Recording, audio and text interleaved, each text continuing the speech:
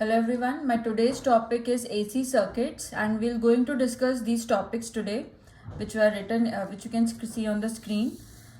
So what are AC fundamentals? We are here talking about single phase AC. Single phase AC means that there will be only one alternating current and there will be no other alternating current having phase difference with this.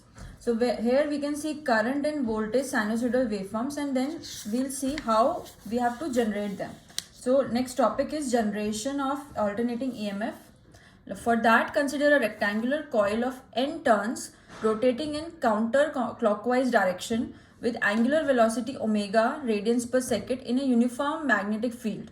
As you can see the figure, there are N and S. These are the poles of a magnet and they are giving magnetic lines of force from north to south, and then that a coil is there where we are considering it as n turns coil and we are rotating it with the omega velocity. Now let's assume the maximum flux, that is phi max, links with the coil at instant it coincide with the plane of x-axis. If we divide that plane in y and x-axis, we will see that maximum flux it is cutting at when it is aligned with the x-axis. So if in that case we consider that it has maximum flux as phi max, and we know that if we talk about any instant of time for which coil is rotating, instantaneous value of time is t seconds, and if theta is the omega t. What is theta? Theta is the rotational motion, that is speed into time, and it is also known as angle at which it is set. It is at t seconds. At any instant, what will be the angle, or what will be the angle it is making with x-axis is what theta is. Now at this position, the component of flux perpendicular to the plane of coil is phi max cos omega t. So it's simple trigonometry we apply in xy plane, which is making theta angle. We'll say that at any angle with the point of angle, if we find the component of flux, that will be phi max cos theta or phi max cos omega t. Hence the instantaneous flux linkage. At any instant, the flux linkage will be number of turns into flux component at perpendicular flux. Okay?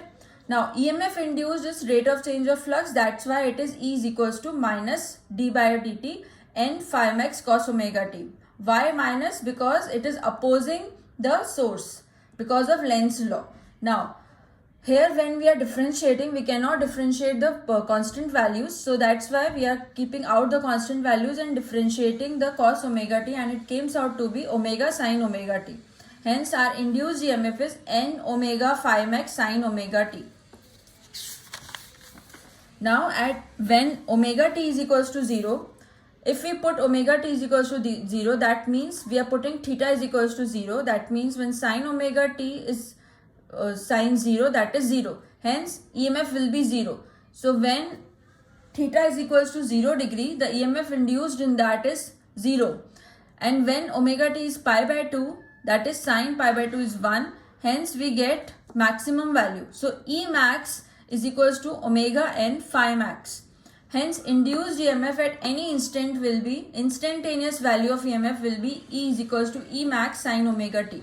And this equation we are going to use in all the AC circuits in applied voltage. Such EMF is called sinusoidal EMF. As we can see, that is a sinusoidal term in there. Hence such EMF is used as sinusoidal. So similarly, alternating current can be written if there is no phase difference between induced EMF and induced EMF and current. Hence we can write the current equation as I is equals to I max sin omega t, or omega can be written as 2 pi f, where f is the frequency in hertz and t is the time in seconds. Now, the most important topic here is average value, peak value and RMS value. It is very important to understand the difference between them. If we find out, let's find out that. First, let's see the peak value. Peak value is the maximum value of AC waveform. As we can see in the waveforms, the peak value is as it is shown I max. The peak value is at pi by 2 in an ideal AC waveform. Hence the maximum magnitude given by the current is what peak value is. Now comes the average value. Average value, we all know how to find the average.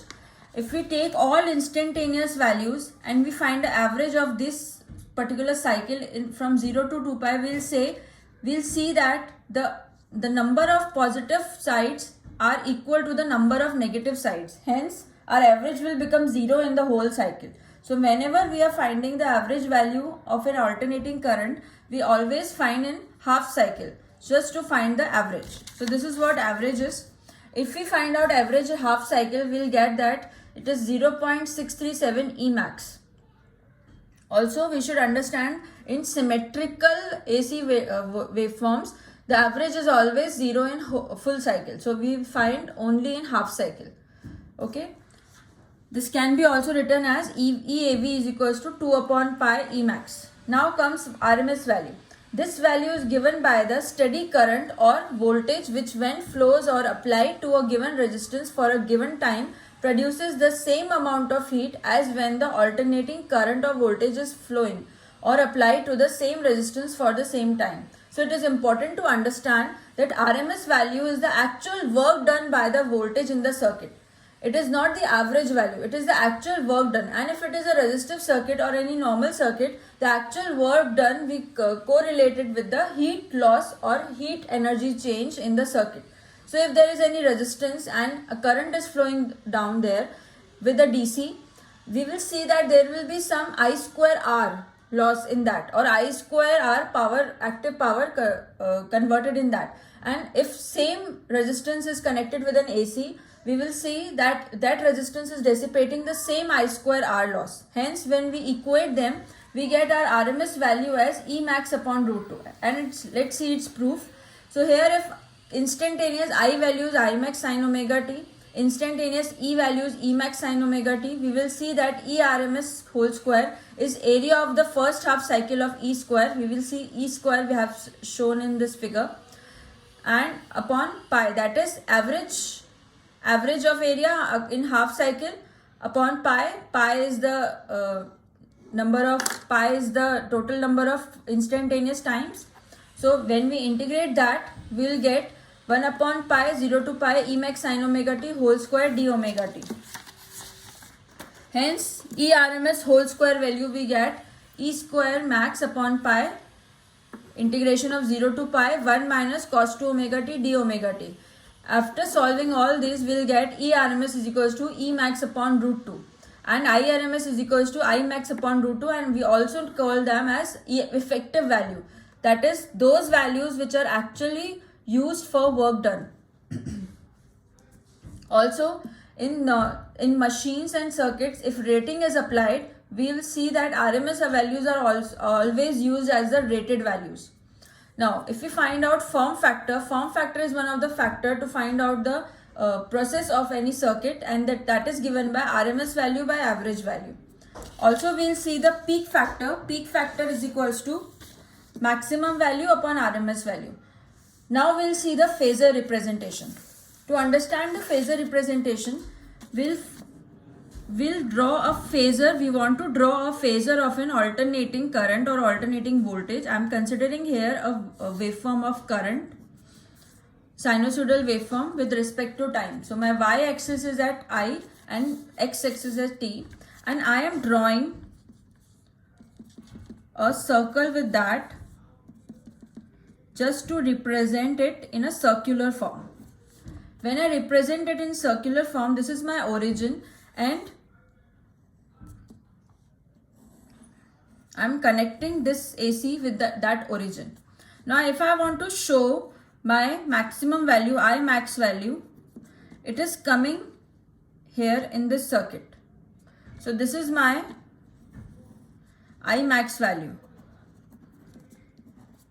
So this vector, this OA vector is what the phasor of this particular waveform at point A. This OA vector is the vector of this particular point in the waveform. It is shown by A. Hence, at every instant, if I want to show a vector of that particular waveform, I can draw that in my circle, and we can see that in a vector form. So these vectors, this is B point. So these vectors are known as phasors. So if I want to represent this particular waveform in vector form, it is known as phasors. So this is what phasor representation is. In the next lecture, we'll continue with the RL and series circuits. So before that, let's understand vector representation of phasor representation more easily. If we are drawing here two waveforms, here we can see that is E and E square waveform, but there is no phase difference between them. As we can see, both are in same phase.